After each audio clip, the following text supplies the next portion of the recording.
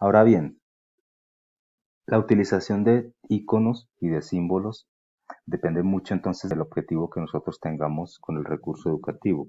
Es decir, cada imagen y cada expresión no lingüística debe tener una intencionalidad.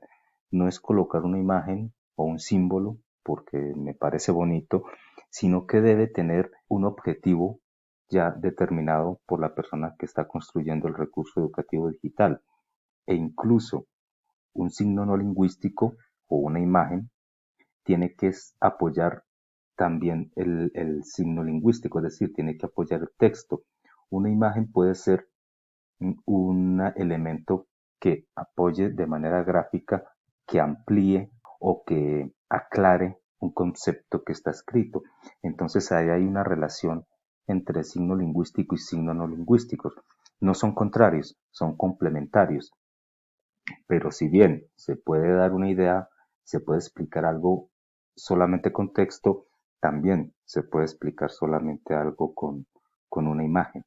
Entonces debemos tener en cuenta que estos elementos de expresión comunicativa deben ser intencionados, primero que todo, y también deben apoyarse tanto el uno con el otro a la hora de exponerlos, a la hora de colocarlos en un recurso educativo digital. Que utilizar un icono o un símbolo depende de qué es lo que ustedes quieran explicar. Los símbolos se utilizan en diferentes áreas del conocimiento, por ejemplo, en matemáticas, en química, se utilizan más símbolos que iconos. Un icono se utiliza más en las ciencias sociales, en el lenguaje.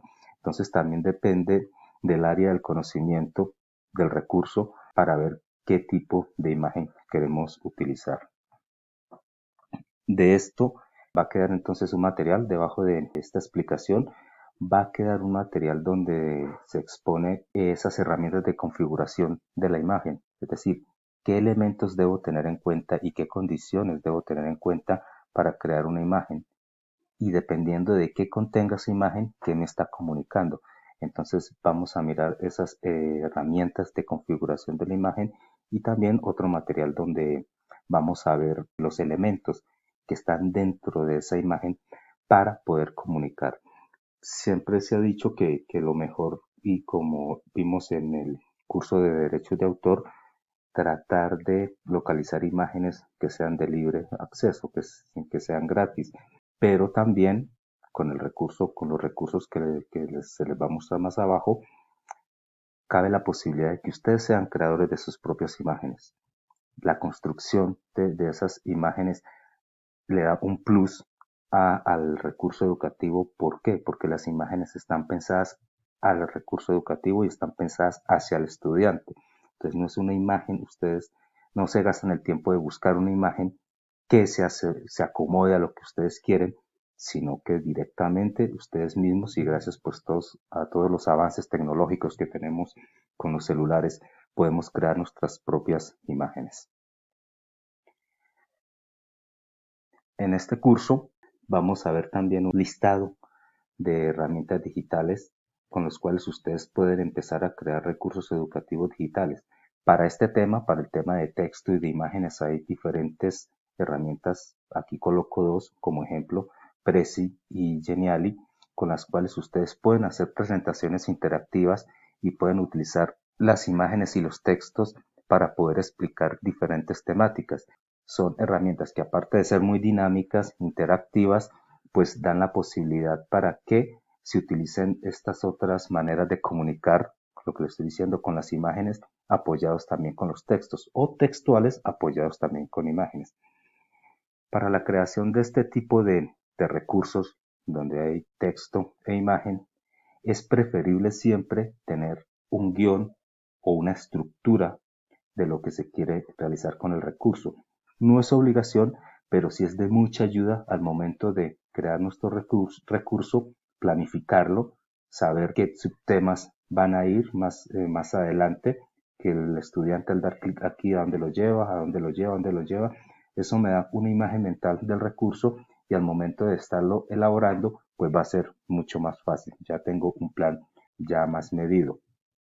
Para mirar cómo se van a realizar esas interacciones, pues eso ya se ve más detalladamente cuando vean la parte de los tutoriales que explica cada una de las funcionalidades de los recursos. Pero sí es aconsejable tener un esquema en borrador donde ustedes ya tengan organizado cómo va a ser la navegación de ese mismo recurso. Bien, vámonos ahora a la habilidad comunicativa de hablar. Y les decía que esa la utilizamos mucho nosotros cuando estamos en los contextos presenciales de clase, porque siempre llegamos y pues hay una interacción lingüística con los estudiantes. Nosotros damos un discurso, los estudiantes participan, es decir, es un elemento esencial a la hora de impartir una sesión de clases. Pero muchas veces no tenemos en cuenta algunos elementos que tiene el habla con los cuales nosotros podemos generar una intencionalidad y con la cual nosotros podemos llegar más profundamente a los estudiantes. Y en este caso, pues lo voy a hacer referente al contexto digital. Muchas veces estamos en clase, no activamos la cámara, no nos vemos y cuando hablamos lo hacemos de la misma manera en que lo hacemos en clase. Y hay una diferencia, porque cuando estamos hablando sin vernos, la voz suena muy plana. Es decir, cuando estamos hablando en un salón de clase y nuestros alumnos nos están viendo, hay unos elementos de nuestro cuerpo, nuestra comunicación gestual, de movimientos, con las manos, todo eso también comunica y le da cierta fuerza al discurso oral. Pero cuando estamos en un contexto digital y no nos podemos ver porque falla la cámara, porque bueno, por diferentes motivos, debemos empezar a darle a nuestra voz unos elementos que ayuden a darle fuerza a nuestro discurso, ya que hay varios elementos del habla que nosotros podemos utilizar para conseguir este objetivo. Por un lado tenemos el tono. El tono no es la intencionalidad y hay mucha confusión. Se cree que el tono es la forma en que se dicen las cosas. No, el tono es lo grueso o lo delgado de la voz. Hay muchas personas que tienen una voz grave, hay otras personas que tienen una voz aguda. Entonces el tono es eso grueso o eso finito de la voz. Eso es innato y eso no lo podemos cambiar. Todos venimos con un tono grave o con un tono agudo. Lo que pasa es que es interesante conocerlo y saber qué tono tenemos nosotros para poder sacarle el mayor provecho a partir de los demás elementos que vamos a ver a continuación. El timbre, el timbre hace referencia a esa característica particular de la voz.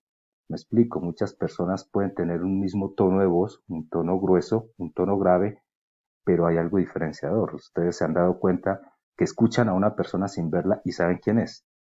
El timbre es eso, es esa personalidad, es esa característica que tiene la voz. Eso tampoco se cambia. Eso también viene ahí y no hay forma de cambiarlo, pero igual hay que conocerlo para poder sacarle provecho. La intensidad o el volumen sí lo podemos cambiar, que es la manera con que nosotros hablemos. Hablamos muy alto o hablamos muy bajito. Entonces debemos tener en cuenta que el volumen debe ser un volumen medio, que no sea ni tan gritado, pero que tampoco sea tan bajito a la hora de nosotros estar desarrollando un material educativo que tenga el elemento de la voz. El ritmo o la velocidad, pues su propio nombre lo dice, es la rapidez con que nosotros hablamos. Igual, debe ser medio, no hablar ni muy despacio, ni tampoco hacerlo de una manera acelerada, sino de una manera media para que los estudiantes puedan entender el mensaje. La intencionalidad sí es lo que confundimos con el tono. La intencionalidad son todas esas características que le damos a la voz para que sea entendible. ¿Y por qué la importancia de la intencionalidad?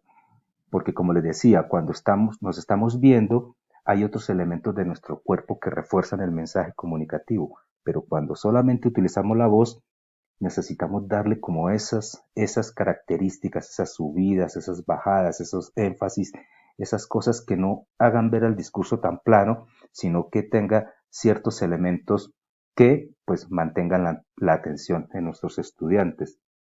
La vocalización es importante, saber pronunciar muy bien cada una de las vocales, la A, la E, la I, la O, la U. Y la dicción hace referencia también a decir las letras como son, la R, la S, en fin. Todos esos elementos unidos pues hacen que nuestro discurso oral sea un poco más entendible, por así decirlo, o que llegue de manera más eficiente a nuestros estudiantes. También en los recursos que vamos a ver abajo, hay, hay uno, por ejemplo, que se llama SoundCloud, donde nosotros podemos generar podcasts o archivos de audio explicando ciertas temáticas y al colocarle toda esa intencionalidad a un audio, este se hace más rico y es un poco más, se le coloca más atención por parte de los estudiantes. Entonces no es hacer un audio tan plano ni tan leído, sino más bien que tenga ciertos elementos que lo hagan atractivo. Por otro lado, el escuchar es la capacidad que tenemos todos los seres humanos para poder interpretar y darle sentido a los signos lingüísticos, pero a través de la audición.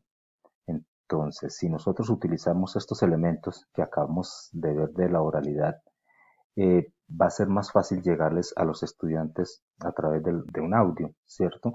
Porque va a tener unos elementos que no van a mostrar el discurso tan plano, sino que los mismos estudiantes van a mantener la atención al momento de escuchar. Porque como nosotros nos damos cuenta, escuchar no es sinónimo de oír. Muchas veces oímos, pero no estamos poniendo atención a la escucha. Pero si ponemos esas marcas, sobre todo la intencionalidad, ponemos esas marcas que no muestren el mensaje tan plano, sino que le des ciertos salticos, ciertas características, pues vamos a activar más la escucha en el estudiante. Entonces, para eso, como dice aquí, para generar una escucha atenta, entonces depende de la correcta utilización que nosotros hagamos del habla y del lenguaje paraverbal.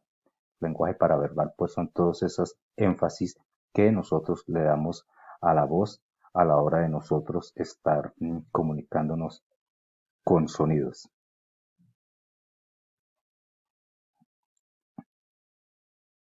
Como les decía, entonces tenemos en las herramientas que les vamos a mostrar en los tutoriales eh, varias herramientas de audio. En este caso, pues quiero traer el ejemplo SoundCloud, que es una herramienta con la cual nosotros podemos generar audios en nuestro equipo o en nuestro celular y subirlos a la nube, subirlos a SoundCloud y ahí van a estar. Nosotros entonces podemos tener nuestra colección de audios educativos dentro de esta nube y pues para que los estudiantes lo estén consultando en el momento en que ellos lo necesiten.